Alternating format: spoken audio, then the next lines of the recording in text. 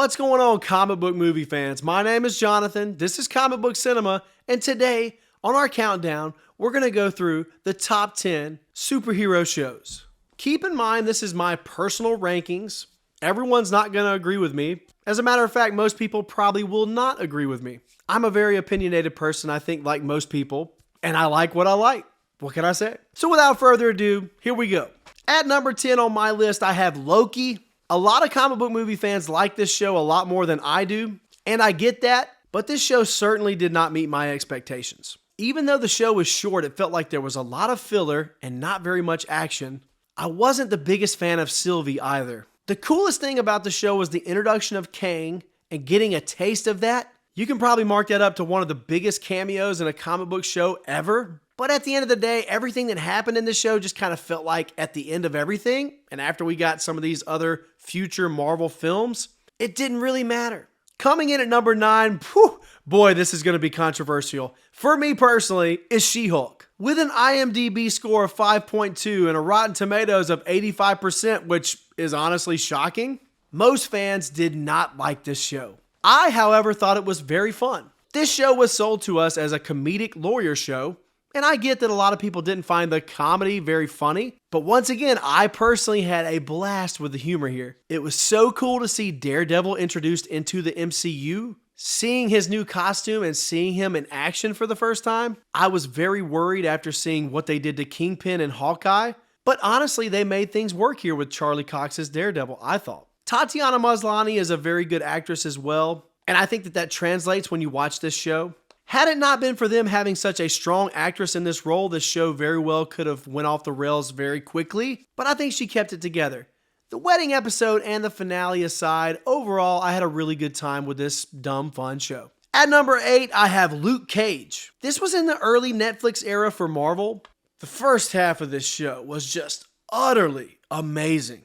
Mahershala Ali as the villain Cottonmouth was epic. The fact that they killed this villain, and not only did they kill this villain, but they killed him in the middle of the season, was definitely not a good decision. And of course, things went downhill towards the end of the season, but just how great the first half of this season was alone is worth putting it on this list, and makes it superior to most comic book movie shows. Not to mention that Mike Coulter is literally perfect for the role. He looks just like the character from the comics. At number 7 for me, it's going to be Hawkeye. I didn't absolutely love this show, but over time, Kate Bishop began to grow on me more and more. I think that everything that we got from Jeremy Renner in this show was fantastic. There was a lot of cool action. Echo was kind of cool. I still really haven't seen anything from that character yet that's got me super hyped to watch a show about her, but there was a lot of cool stuff in this show. Them neutering Kingpin aside, we'll highlight the positives here. The tracksuit bros were hilarious. And I didn't think I would, but I ended up liking the LARPers by the finale as well. At number 6, I have Invincible.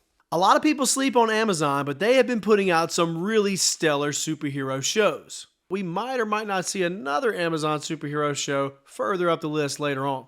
This show is so dark and demented and gritty. I'm not usually one to watch and enjoy lots and lots of cartoons or animated features, but this show was really thought-provoking, really violent, really awesome, and really intriguing.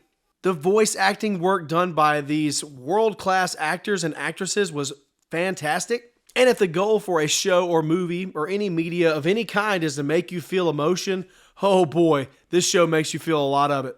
At number 5, it's going to be WandaVision. When this show first hit Disney+, it was a big deal. It was our first MCU show that we had gotten that was connected to the MCU.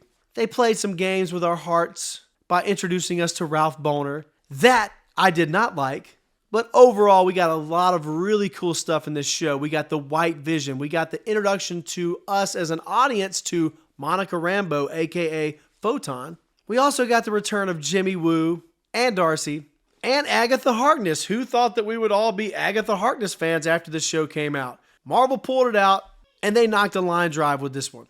At number 4 for me, this is my favorite current MCU show that's came out on Disney Plus so far. It's Falcon and the Winter Soldier. What I love about TV shows is shows that have you on the edge of your seat, biting your nails if you do that sort of thing, putting you in a state where you literally can't wait to see what's going to happen next week.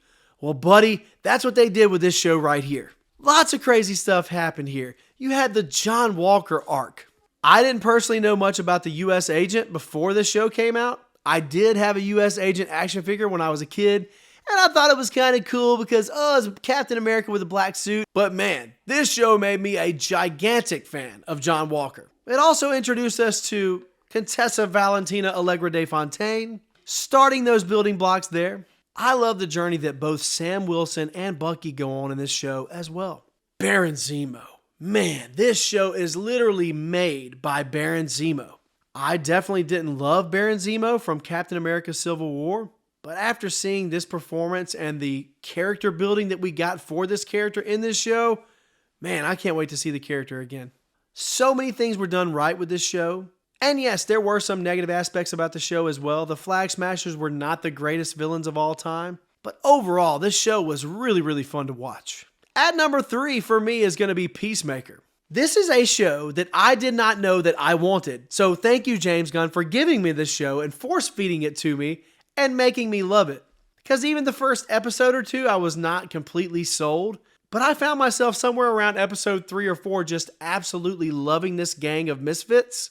And once again, James Gunn is excellent at getting great performances out of former professional wrestlers.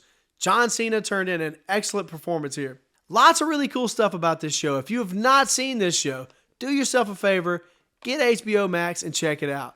At number 2 for me, it's going to be Daredevil. So it's a whole lot easier to pull off one really good season. It's not quite as easy to pull off 2 good seasons, and it's really difficult to pull off 3 good seasons.